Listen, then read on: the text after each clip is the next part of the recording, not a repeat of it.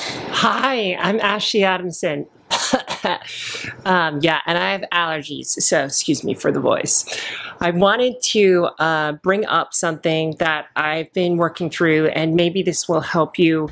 I think it's super subtle and something that I don't think a lot of people on social media are talking about, because a lot of this stuff is super tangible things that you see on social media that are like how to do this or how to instantly get results here or how to do something super tangible. This is sort of like a very gentle thing that you may not notice and you may never notice if you don't look at it for your entire life. This is something that I would kind of call a framing around thinking about your internal dialogue and how you interact with your world and how this affects your own perception of your experience and how that frames your reality so that it affects your decision making, it affects your outlook on life, and it affects your overall happiness. So I wanted to kind of dive into the mechanisms for you today so that you can reflect and think about your own relationship with yourself, how you see things in your own world, and also how you see things in the world when you were living as an external self versus an internal self. If this is the sort of thing that you like to dig into and it's pretty juicy, then hit the like button. And if you are new here, welcome to the show. We talk about personal growth, development, all that kind of stuff. So I've been kind of like, here's the setup. I've been dealing with being on my own for very long periods of time. I work remotely. I don't see many people in person. I just moved to Seattle. I don't have many friends. So I spend a lot of time on my own. And this is like one of these few chances that I have to like talk. And what I've noticed is the longer you spend time on your own, the louder and louder this internal dialogue becomes. Like think about the times where you're just on your own.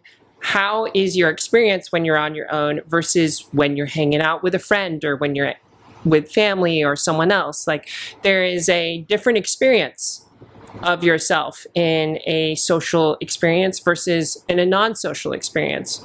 And yes, there's some very tangible, obvious things such as you want to engage with people, you want to feel like you have this connection, you want to foster this connection, whatever it is that you like when you spend time with other people, there is a shift in the self.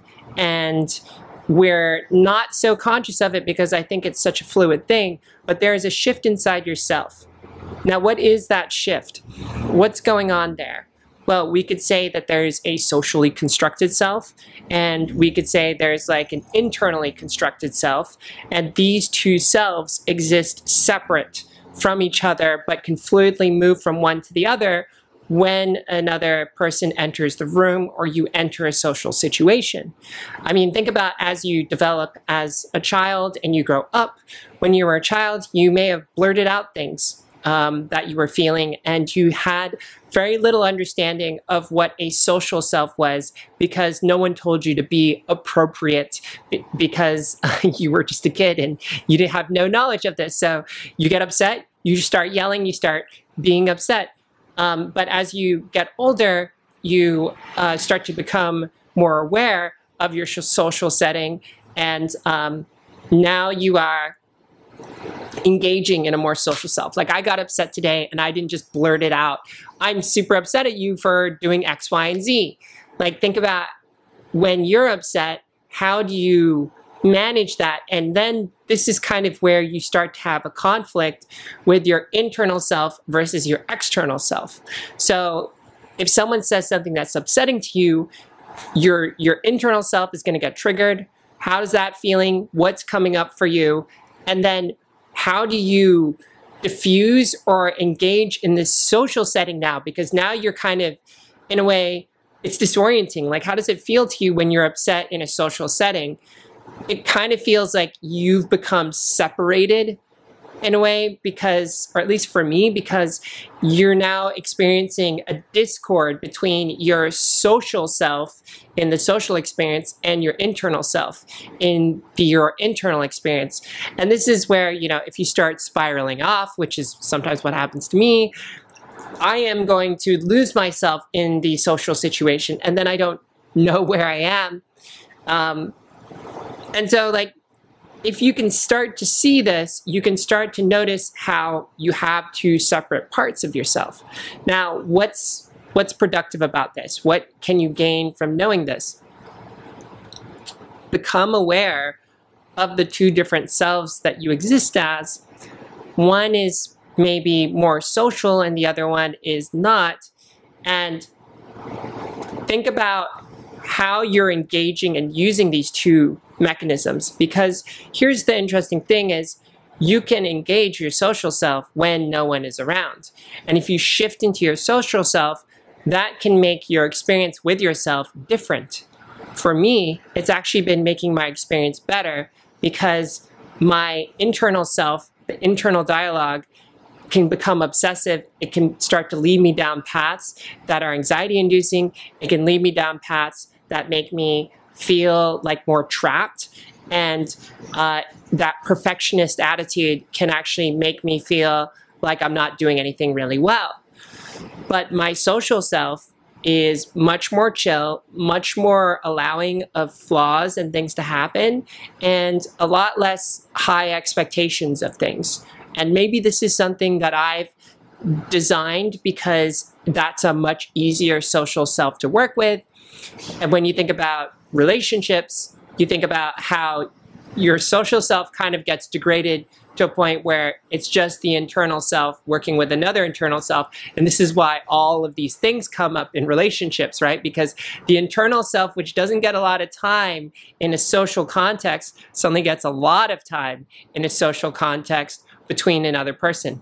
You know how they say your partner is a reflection of you and all of these things that you're working through? It's the same kind of thing. So, like, think about how different your social self is and see if you can engage this feeling of your social self when you are not in a social situation and see how that makes you feel.